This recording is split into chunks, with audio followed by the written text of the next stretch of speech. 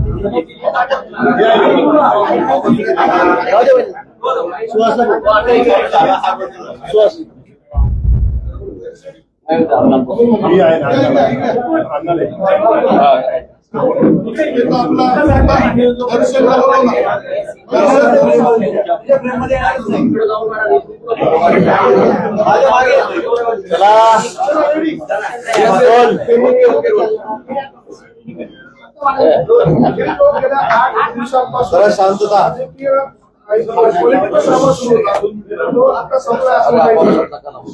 Political drama म्हणता येणार नाही. प्लीज विनंती सगळ्यांना.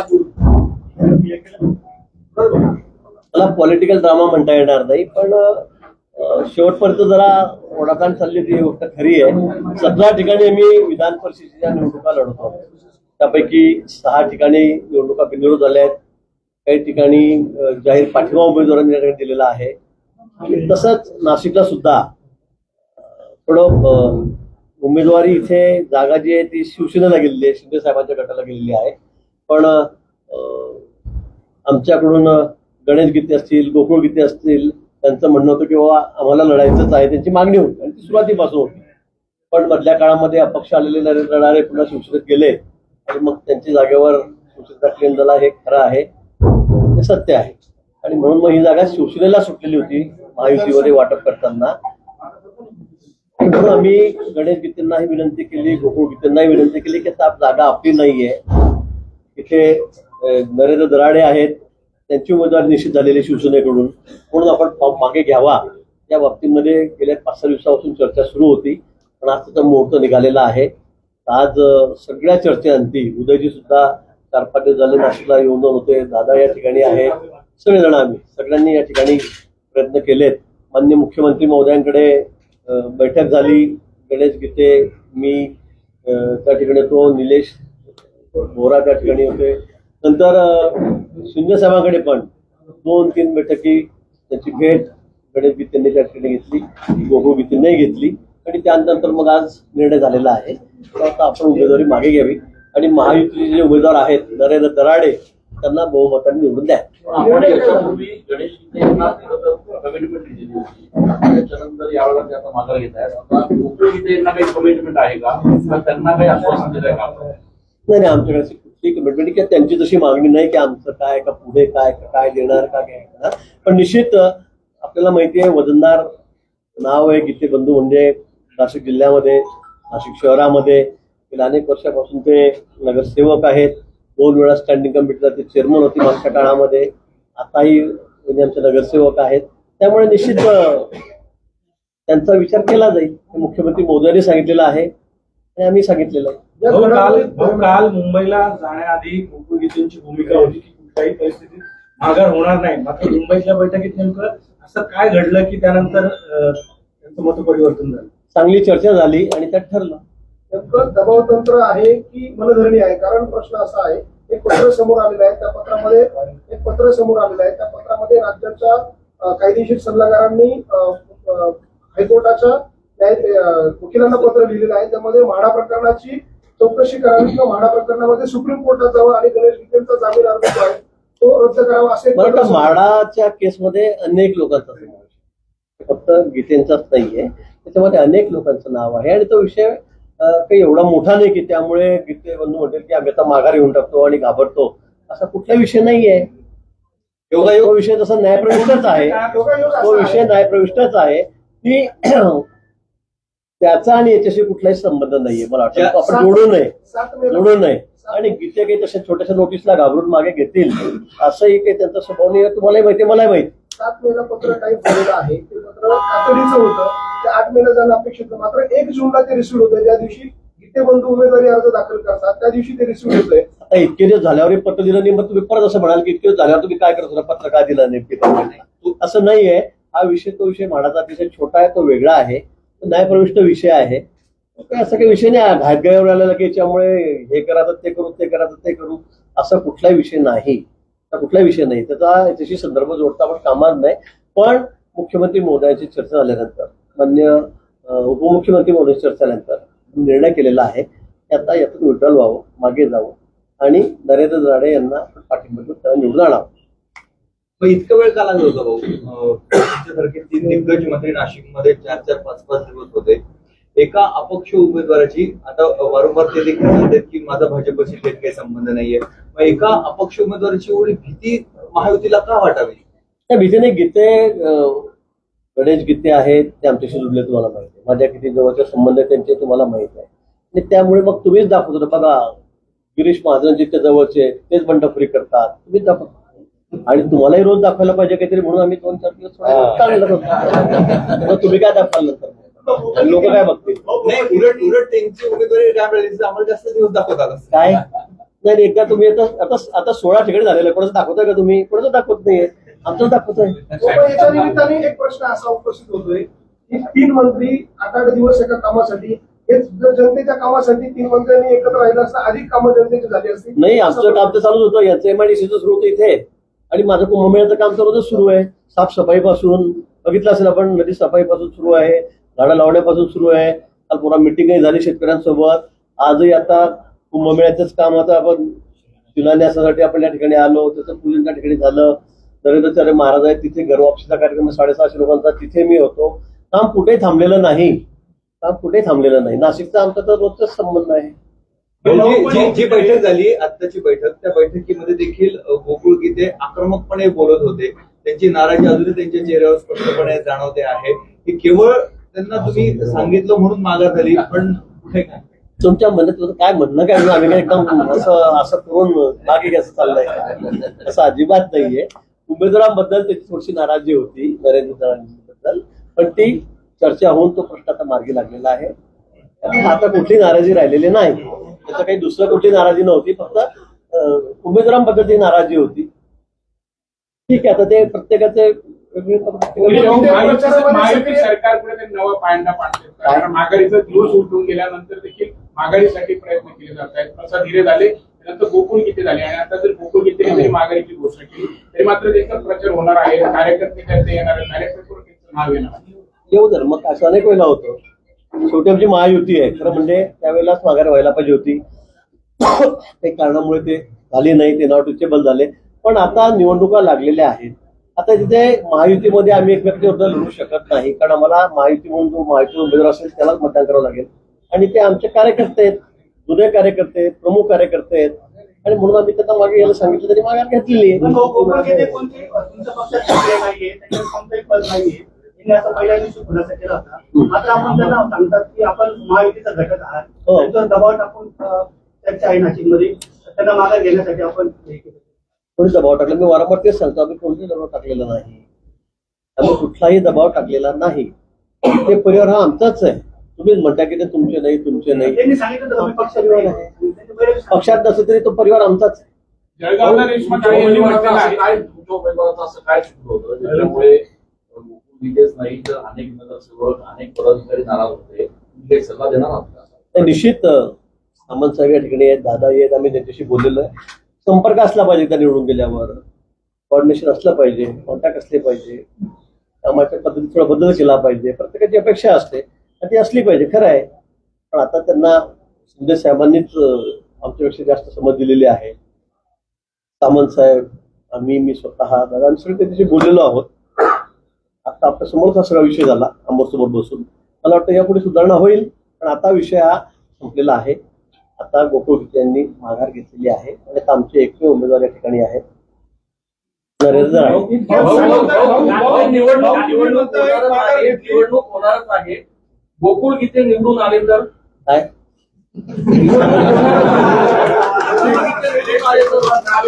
मग काय आमदार होतील ते निवडून आले तर आमदार होतील. कोणत्या पक्षाकडे?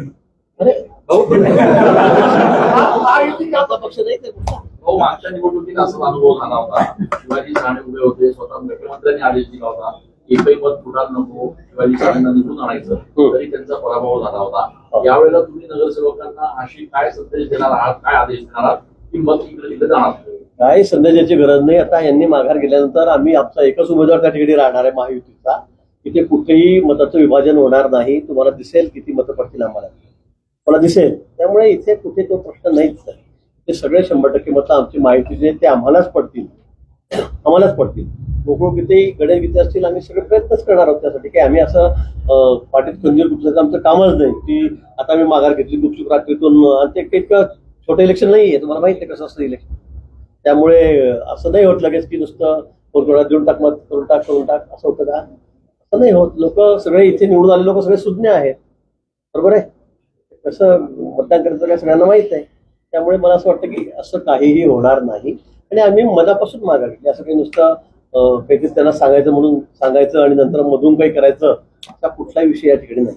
हो, पण मग एवढा आपल्या मतदारांवर विश्वास होता तर मग निवडणूक त्यांना त्यांची उमेदवारीला माघार घेण्यापेक्षा तुम्ही तुमच्या उमेदवाराचा प्रचार केला असता तर अधिक बरं नसतं. झालं असतं, ते चाललं असतं. पण आम्ही ते सांगितलं की हा परिवार आमचा आहे. आम्हाला आपसामध्ये आम्हाला विभाजन करायचं नाही. आपसामध्ये विभाजन करायचं नाही. आम्हाला आम्ही सगळे एकच आहोत. तुम्हाला माहिती आहे गीते परिवाराचे माझे संबंध काय हे परिवाराच्या आता परत तुम्ही म्हणता की त्यांना उभं राहू देत, परत तुम्ही वेगळे होऊन जा. हे परिवाराच्या पुढे आहे. तुमचा मतदारांवर अविश्वास आहे असा संदेश यामध्ये जातो. अजिबात नाही करू शकत. आमची महायुती आहे. महायुतीमध्ये आम्ही एका घटक पक्ष आहोत आणि मोठे भाऊ आहोत. आमचाच माणूस आमचाच उमेदवारी करत असेल, बंडखोरी करेल तर ते काही योग्य वाटणार नाही. 17 पैकी 16 ठिकाणी सगळं बरोबर झालेलं आहे. 11 ठिकाणी निवडणुका लढतोय, त्यातल्या 10 ठिकाणी सगळं व्यवस्थित झालेलं आहे. अब्दुल सत्तार होते, त्यांचा मुलगाही त्या ठिकाणी उमेदवार होता, बरोबर आहे की नाही? त्यांनी माघार घेतली की नाही? त्यांचंही मत अधिक होतं, बरोबर आहे. जळगावला तीच परिस्थिती आहे. तिथलं जाणार हो ना, जळगावला रेश्मा ताई झालं म्हणतात की माघार घेणार नाही. गोकुळ गीतेचं जरी झालं असं तरी मी माघार घेणार ठाम आहे असं ते म्हणतात. ते सेनापती सांगतील. तिथे काही अडचण नाहीये. जळगावची अडचण आम्हाला इथलीच होती, कारण आमचं कित्येक बंधूंचे आमचे एक वेगळे पारिवारिक संबंध आहे, त्यामुळे ते उभे राहिले म्हणजे बिल माझ्या नावावर फाटलं असतं हे खरं आहे. त्यामुळे आम्ही तिथं सगळे खाल्लं. संशयाची सुई सुरुवातीला तुमच्याकडेच होती. हो, माझ्याकडे दाखवली तुम्ही. हो, हिंदीमध्ये 2 मिनिटं. बंधू प्रचारात सक्रिय होणार आहेत का तसा शब्द दिला? प्रश्नच नाही, सोबतच राहतील आमच्या. कुणाच्या भाषेमध्ये हा? कुणाच्या प्रचारात कोणाकडे कोण आहे मग आता? आमच्या म्हणजे कोण राहिला आता? अरे तिसरं कोणीच नाही ना. स्वतः उमेदवार आहेत. स्वतः उमेदवार पण आहेत बॅलेटवर. आता मग ते फारच झालं. आता एवढं त्याची माघार होते आहे ते सांगणार आहे, मग मी माघार घेतो. आता काय पाहिजे याच्यापेक्षा दुसरं काही नको. असं नसतं ते काय करतील ते काय करतील त्यांचं नेमकं मत काय आहे?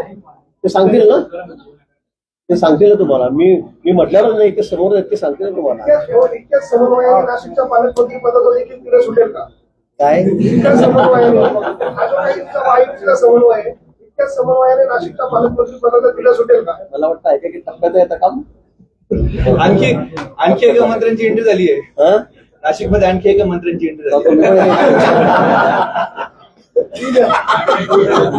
इतक्या समन्वयाने डाव्या हाताला पण आहे, उजव्या हाताला पण. तुमची नजर आहे का इकडे? हा? गोकुळ बोला. गोकुळ इकडे तर इकडे बैस. एक मिनिट भाऊ, एक मिनिट. नाही, ते टास्क केलं साहेबांनी क्लिअर. साहेबांनी तो फक्त सांगितलं.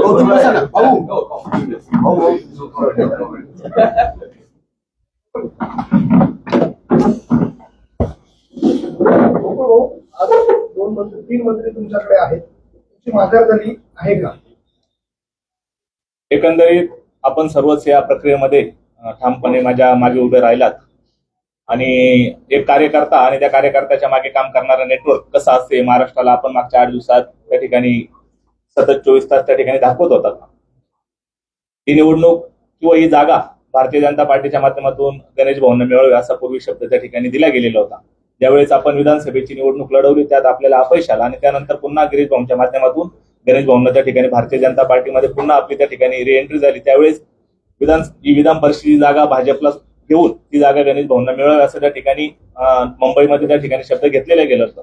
पण आपण बघितलं का मागच्या रविवारी साधारणतः 31 मेला, कदाचित मी 1 जूनला त्या ठिकाणी फॉर्म भरला. 31 मेला ही जागा महायुतीमध्ये शिंदे गटाला सुटल्याने भाऊंचा फॉर्म तर आपण 30 मेलाच त्या ठिकाणी भरलेला होता. आणि एकंदरीत या मतदारसंघातलं सगळं दूषित वातावरण, कार्यकर्त्यांचा रेटा त्या ठिकाणी 31 मेला सायंकाळी कार्यकर्त्यांनी मला खूप आग्रह केला की आपण ही निवडणूक लढवली पाहिजे, ऑपॉर्च्युनिटी आहे आणि आपण त्या ठिकाणी पुढे गेलं पाहिजे. आणि म्हणून 1 जूनला मी त्या ठिकाणी फॉर्म भरला. 2 आणि 3 जूनला त्या ठिकाणी मला गिरीश भाऊ महाजनांच्या माध्यमातून गणेश भाऊंना त्या ठिकाणी फोन आले. मला पण त्या ठिकाणी त्यांनी कॉन्टॅक्ट केला आणि या निवडणुकीत आपण थांबलं पाहिजे असं त्यांनी मला सांगितलं. पण निवडणूक आणि कार्यकर्त्यांचे मतं जाणून घेतल्यानंतर ही निवडणूक माझ्या हातात आहे असं एकंदरीत वातावरण कालपर्यंत मला जाणवत होतं. असू शकतं, पण एकंदरीत सगळ्याच गोष्टी आपल्याला माहित आहे का आपण पहिल्या दिवसापासून महाजन आणि गीते एक निकटवर्ती हा शब्द आपण त्या ठिकाणी जोडला गेला आणि ते आहेच, ते आमचे मार्गदर्शक आहेत. मी जरी प्रत्यक्ष भारतीय जनता पार्टीचा त्या ठिकाणी सक्रिय कार्यकर्ता नसलो तरी त्या ठिकाणी त्यांचा एक कृपाशीर्वाद सदैव त्या ठिकाणी गणेश भाऊंच्या आणि आमच्या कुटुंबाच्या मागे राहिलेला आहे. आणि अशा वेळेस राज्याचे वरिष्ठ नेते आदरणीय फडणवीस साहेब, शिंदे साहेब यांना असं कुठेतरी संशय येत होता की या ठिकाणी गोकुळ गीतांना त्या ठिकाणी गिरीश महाजनांचंच त्या ठिकाणी पाठबळ मिळतं काय. आणि त्या माध्यमातून मागच्या 3-4 दिवसापासून त्या ठिकाणी त्या ठिकाणी गिरीश भाऊ मोठा त्या ठिकाणी वरचा दबाव होता की नाही हे तुमच्या हातात आहे ना, असं का होत नाही. मधल्या 8 दिवसापासून या ठिकाणी उदय सामंत साहेब पण नाशिक जिल्ह्याच्या या समन्वय समिती असल्यामुळे सक्रिय होते. त्यांच्या माध्यमातून आपले आमदार सुहास अण्णा कांदेंचा पण त्या ठिकाणी मला रेटा होता की सोयरे काहीतरी आपण निर्णय घेतला पाहिजे. आणि निवडणूक खरंच माझ्या बाजूने होते. जरी महायुतीचं मतदान या ठिकाणी प्रत्यक्षात जास्त असलं तरी त्या ठिकाणी प्रतिस्पर्धी उमेदवारावर खूप मोठी नाराजी या मतदारसंघात होते, असू शकते. पण त्या ठिकाणी मी जर या प्रचारात जर थांबलो नाही तर कदाचित या ठिकाणी वेगळा निकाल लागू शकतो, मला माहित नाही. किंवा महायुतीचे मतदार त्या ठिकाणी चांगले असल्यामुळे कदाचित निकाल त्यांच्या बाजूने पण लागू शकतो. तो जर तरचा हा प्रश्न होता. आणि त्या ठिकाणी उदय सामंत साहेबांच्या माध्यमातून त्या ठिकाणी एकनाथ शिंदे साहेबांची पण माझी 4-5 दिवसापूर्वी भेट झाली होती आणि त्यांनी पण मला विनंती केली होती की भविष्यात त्या ठिकाणी ही जागा जरी आता आम्हाला शिंदे गटाला सुटली, भविष्यात पुढे अशी काही संधी आली तर त्या ठिकाणी गणेश भाऊंना किंवा मला न्याय द्यायचा ते त्या ठिकाणी नक्कीच त्या ठिकाणी फडणवीस साहेबांना सांगतील की त्या ठिकाणी मागच्या वेळेस त्यांनी आम्हाला त्या ठिकाणी मदत केली आणि पुढे आम्ही तुम्हाला मदत करू असा शब्द मला त्या ठिकाणी दिलेला होता. पण त्यानंतर पण माझ्या कार्यकर्त्यांचा रेटा तुम्ही आज पण पाहिला असेल. कार्यकर्त्यांचा त्या ठिकाणी नाराजी खूप मोठी आहे आणि ती नाराजी अंगावर घेण्या इतपत सामर्थ्य माझ्यामध्ये नव्हतं. पण आदरणीय दादासाहेब भुसे असतील, आमचे निलेश बोरा असतील, महाजन साहेब असतील, सुहास कांते साहेब असतील, सामंत साहेब असतील आणि गणेश भाऊंवर त्या ठिकाणी सगळ्यांचा दबाव नव्हता. पण गणेश भाऊंवर त्या ठिकाणी एक त्यांचं व्यक्तिगत प्रेम असल्यामुळे आणि तितकाच अधिकार असल्यामुळे त्या ठिकाणी त्यांची इच्छा होती की गोकुळने या ठिकाणी या निवडणुकीतून थांबलं पाहिजे. काल त्या ठिकाणी मुंबईमध्ये चर्चा झाली. शिंदे साहेबांचं सामंत साहेबांच्या माध्यमातून बोलणं झालं. त्या ठिकाणी परवा रात्री पण त्या ठिकाणी सुहास कांतेंनी मला त्या ठिकाणी फोन केला होता की सोयरे आपण योग्य तो निर्णय घेतला पाहिजे.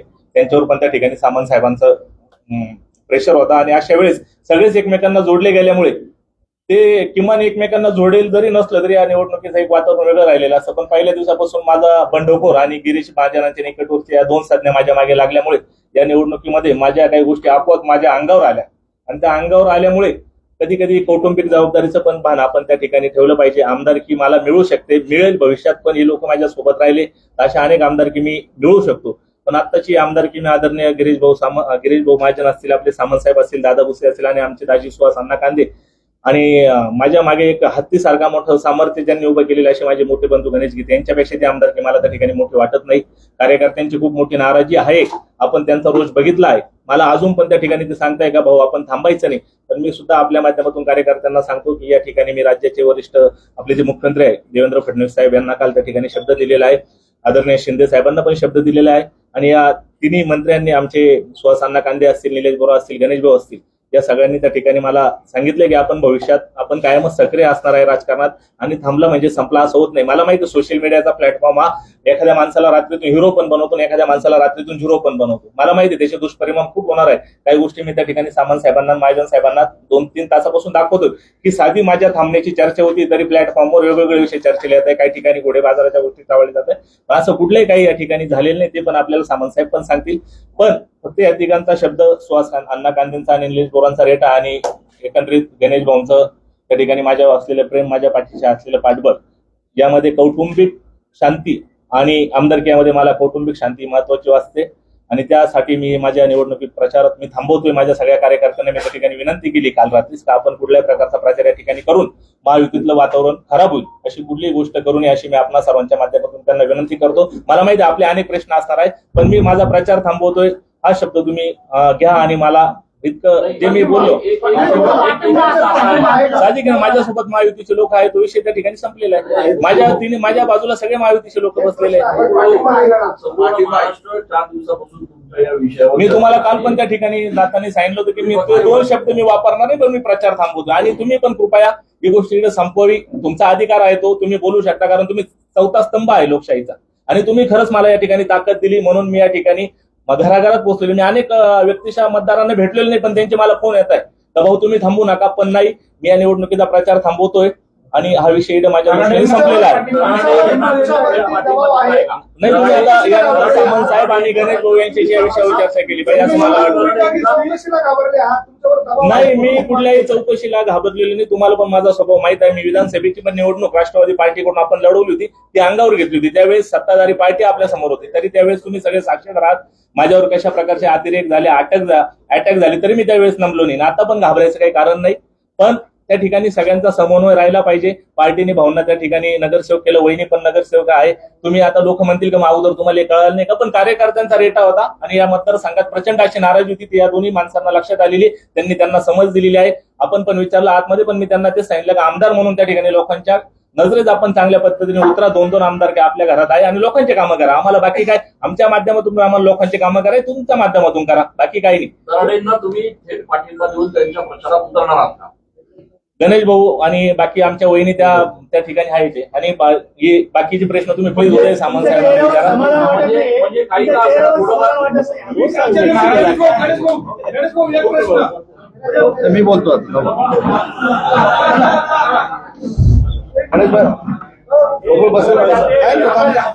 मी सगळ्यांच्या सुरुवातीलाच माननीय आमचे ज्येष्ठ मंत्री गिरीश भाऊना, गणेश भाऊ गीतेना, गोकुळजीना जे उमेदवार होते त्यांना आणि ही उमेदवारी थांबवण्यासाठी ज्यांनी ज्यांनी प्रयत्न केले, मग त्याच्यामध्ये आमचे सुहास अण्णा आहेत, दादासाहेब आहेत, आमचे निलेश बोरा आहेत, अजून एक नाव राहिलं प्रमोद कुटे म्हणून आहेत. या सगळ्यांनी मनापासून धन्यवाद देतो की आमची महायुती एक संघ राहण्यासाठी या सगळ्या लोकांनी प्रयत्न केले आणि आज गोकुळजींनी थांबण्याचा निर्णय घेतला. आता मगासपासून आपण एक प्रश्न त्यांना असं विचारताय की तुम्ही पाठिंबा दिला का, पाठिंबा दिला का, पाठिंबा देणार का? त्या अर्थी एकच उमेदवार हा महायुतीचा शिल्लक राहिला, याचा अर्थ गोकुळजींचा 100% पाठिंबा, गणेशजींचा 100% पाठिंबा आणि वहिनींचा 100% पाठिंबा हा महायुतीचे उमेदवार नरेंद्र दराडे यांना आहे.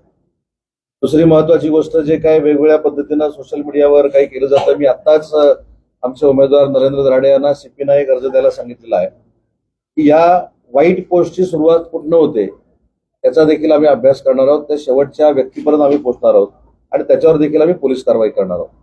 कारण दोन बंधूंनी कुठचीही कमिटमेंट न करता कुठचाही म्हणजे ठीक आहे 4-5 दिवस गेले असतील, पण त्या पद्धतीनं सोशल मीडियावर काही पोस्ट टाकण्याचा प्रकार त्या नाशिक परिसरामधनं घडतोय, तर त्याचा आजच संध्याकाळपर्यंत CP अर्ज जाईल आणि पुढच्या 2 दिवसामध्ये ही यंत्रणा कुठनं चालते याचा देखील पर्दाफाश नक्की होईल. परंतु मला या बाबतीमध्ये विशेषतः गणेशजी, गोकुळजी यांना मनापासून धन्यवाद दिले पाहिजे. रोज रात्री माझा सुहास अण्णांबरोबर देखील चर्चा असायची, परंतु याच्यामध्ये दोन्ही बंधूंना एवढ्यासाठीच धन्यवाद दिले पाहिजे की त्यांनी जे सांगितलं होतं की गिरीश भाऊ जो निर्णय घेतील तो आम्हाला मान्य आहे आणि त्यांनी ते प्रत्यक्षात उतरून दाखवलं. याबद्दल गिरीश भाऊ आणि भाजपच्या सगळ्याच पदाधिकाऱ्यांना आम्ही मनापासून धन्यवाद देतो. गणेशजींना देखील मनापासून धन्यवाद देतो, गोकुळजींना देखील मनापासून धन्यवाद देतो. आणि त्याच्या पुढे जाऊन शिवसेनेचे 2 मंत्री आम्ही इथं आहोत, मी देखील आहे, दादासाहेब देखील आहेत, सुहास अण्णा आमचे आमदार आहेत, आमचे पदाधिकारी देखील आहेत. जे योगदान गोकुळजींनी या निवडणुकीसाठी दिलेलं आहे ते फुकट जाणार नाही, एवढंच मी आपल्याला सांगतो. त्यांना आपल्या पक्षाकडनं काही शब्द देण्यात आला? मी शेवटचं वाक्य माझं एवढंच आहे की त्यांनी विधान परिषदेला थांबून महायुतीच्या नरेंद्र दराडेंच्या विजयाचा मार्ग जो आहे तो सुखकर केलेला आहे. त्याच्यामुळं कुठचाही भविष्यामध्ये राजकीय अन्याय गोकुळजींवर होणार नाही याची दक्षता दोन्ही पक्ष घेतील. पण ते निवडणुकीतून थांबण्याचा त्यांनी आता निर्णय घेतलेला आहे, पण त्यांच्या चेहऱ्यावरती नाराजी दिसते अजून पण. ही नाराजी आपण गेल्या काही हे बघा, पहिली गोष्ट एक मिनिट पहिली गोष्ट एक सांगतो की एखादी गोष्ट तुमच्या मनाप्रमाणे जर झाली नाही तर त्याची नाराजी तुमच्या चेहऱ्यावर पण दिसते. ऐका आपण ऐका ना. आता कसं आहे, बिचारे गोकुळजी आता नव्यानं या सगळ्या प्रक्रियेमध्ये येत आहेत. अतिशय चांगल्या पद्धतीचा तो कार्यकर्ता आहे, लोकांशी नाळ जुळलेला कार्यकर्ता आहे, भविष्यामध्ये त्यांना देखील पॉलिटिकल करिअर आहे. त्याच्यामुळे मी काय सांगितलं की प्रश्न हे मला विचारा, मी काय जास्त बोलतो किंवा गिरीश भाऊ जास्त बोलतो याच्यातला भाग नाही, पण शेवटी कार्यकर्त्यांच्यासाठी कार्यकर्ता जो असतो तो भावनिक होत असतो. तशा पद्धतीने ते भावनिक झालेले आहेत. याचा अर्थ त्यांच्या चेहऱ्यावर नाराजी दिसते म्हणून ते काहीतरी वेगळे करतील, अशा पद्धतीचं वातावरण कृपा करून तुम्हीच तयार करू नका अशी माझी विनंती आहे. माझी फक्त विनंती एवढीच आहे की कार्यकर्त्यांच्या भावना अशा आहेत की ते जर रणांगणामध्ये राहिले असते तर ते लोकप्रतिनिधी बनले असते. त्याच्यामध्ये कार्यकर्त्यांची काय चुकी आहे? कार्यकर्त्यांची काहीच चुकी नाही. मगाशी एक मिनिट प्रेस चालू आहे. मुद्दा असा आहे की मगाशी पण कार्यकर्त्यांच्या भावना आहेत ह्या चुकीच्या नाहीत आमच्या दृष्टीनं. कारण एखाद्या कार्यकर्त्यावर प्रेम असलं हे कार्यकर्त्यांनी जर दाखवलं त्याच्यामध्ये काय दोष आहे? त्याच्यामुळे आम्ही कार्यकर्त्यांच्या कुठच्याही भावनेशी खेळत नाही. कार्यकर्त्यांच्या भावना चुकीच्या आहेत असं आम्ही मानत नाही. त्याच्यामुळे आज जो निर्णय झालेला आहे हा महायुतीला पोषक असा निर्णय झालेला आहे. आणि पुन्हा एकदा तिसऱ्यांदा सांगतो की या योगदानाबद्दल गोकुळजींची नोंद दोन्ही पक्ष ठेवतो. साहेब, प्रसाद हिरे यांनी माघार घेतली तेव्हा त्यांनी म्हटलं की नरेंद्र दराडे हे कुठेतरी योग्य उमेदवार नाही. गोकुळ गित्ते देखील याच भावना व्यक्त केल्या. कुठेतरी आपला उमेदवार आहे योग्य उमेदवार नाही अशातला भाग नाही. उमेदवार योग्य असल्यामुळेच ते पूर्वी महामंडळावर होते. त्याच्यानंतर त्यांनी देखील त्यांची राजकीय कारकीर्द व्यवस्थितरित्या पुढे नेली आहे. मुद्दा असा आहे की काही अपेक्षा विकासाच्या प्रसाद हिरेंनी जाहीर केल्या, तशाच गोकुळजीने देखील काही विकासाच्या अपेक्षा व्यक्त केलेल्या आहेत. गणेशजींनी विकासाच्या अपेक्षा व्यक्त केलेल्या आहेत. आमच्या देखील पक्षातल्या लोकांनी विकासाच्या अपेक्षा व्यक्त केलेल्या आहेत. त्या संदर्भामध्ये माननीय एकनाथ शिंदे साहेबांची त्यांच्याबरोबर चर्चा झालेली आहे.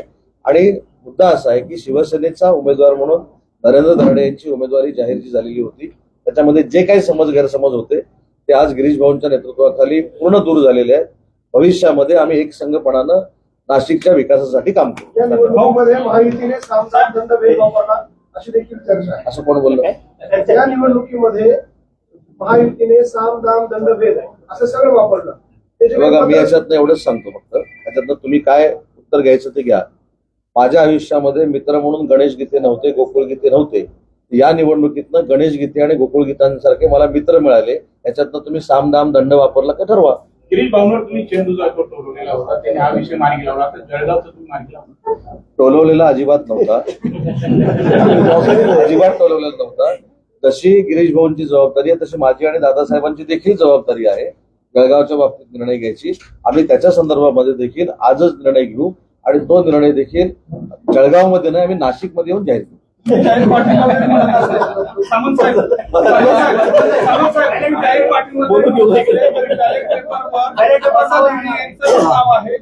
यांचं पण नाव आहे. मी मतदारांच्या संदर्भामध्ये सुरुवातीपासूनच म्हणत होतो की सोबत आहे. हो, मगाशी गिरीश भाऊनी नाही गिरीश भाऊनी स्पष्ट भाषेमध्ये सांगितलं की बाकी ठिकाणी देखील आमच्या विरोधामध्ये उमेदवार उभे आहेत, तिथं आम्ही कोणाबरोबर कॉम्प्रोमाइजला गेलो नाही. पण गीते कुटुंब आणि गिरीश महाजन साहेबांचे हे अतिशय जवळचे संबंध आहेत. त्याच्यामुळे ही कटुता निर्माण होऊ नये म्हणून एखादं घर आमच्यापासून लांब जाऊ नये यासाठी आम्ही 8 काय 10 दिवस घातले तर काय प्रॉब्लेम आहे.